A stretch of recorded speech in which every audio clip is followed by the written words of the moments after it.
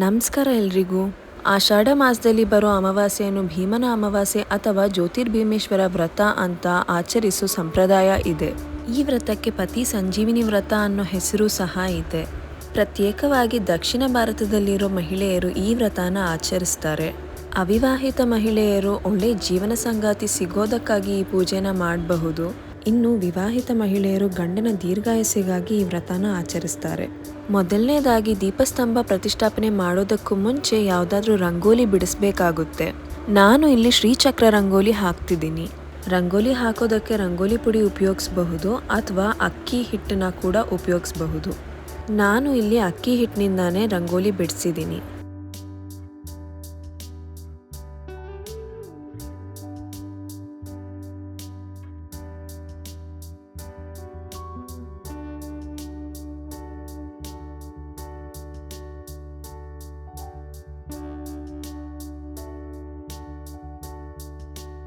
ಶ್ರೀಚಕ್ರ ರಂಗೋಲಿ ಮೇಲೆ ಒಂದು ತಟ್ಟೆನ ಇಡ್ತಿದ್ದೀನಿ.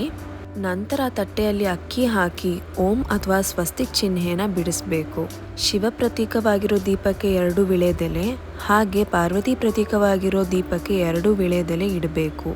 ದೀಪ ಇಟ್ಟಾದ ನಂತರ ಹೂವು ಹಾಕಬೇಕು. ನಂತರ ಗೆಜ್ಜೆ ವಸ್ತ್ರ ಹಾಕಬೇಕು. ಹಬ್ಬಗಳಲ್ಲಿ ಕಲಶ ಪ್ರತಿಷ್ಠಾಪನೆ ಮಾಡಿದಾಗ ಗೆಜ್ಜೆ ವಸ್ತ್ರ ಬಳಸೋದು ಬಹಳ ಶ್ರೇಷ್ಠ. ಹಾಗಾಗಿ ನೀವು ಏನನ್ನೇ ಮರೆತರೂ ಗೆಜ್ಜೆ ವಸ್ತ್ರ ಹಾಕೋದನ್ನು ಮರಿಬೇಡಿ.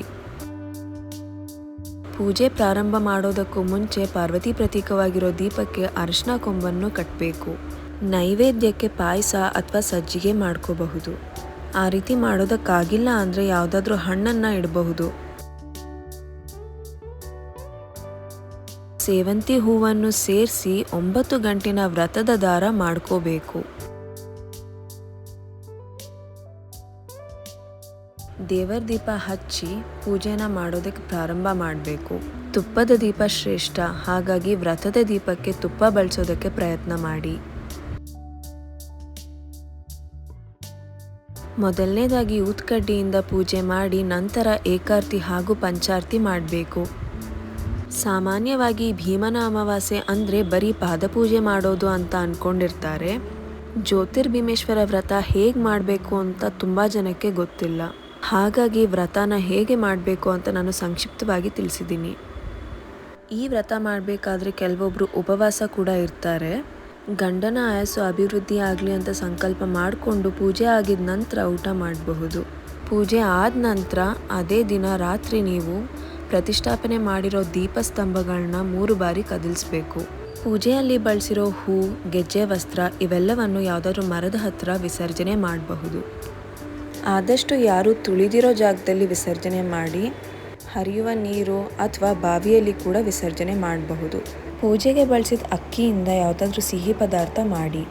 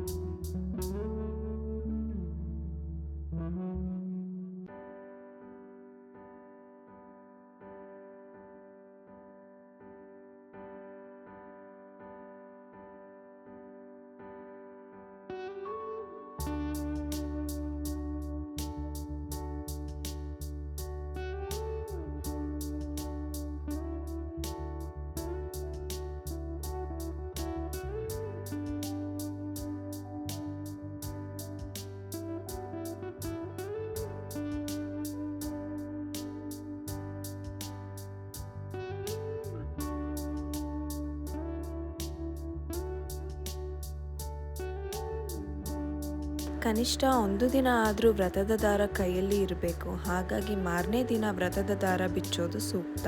ಈ ವಿಡಿಯೋ ನಿಮಗೆ ಇಷ್ಟ ಆದಲ್ಲಿ ಲೈಕ್ ಮಾಡಿ ಹಾಗೂ ಚಾನೆಲ್ನ ಸಬ್ಸ್ಕ್ರೈಬ್ ಮಾಡಿ. ಬಾಯ್.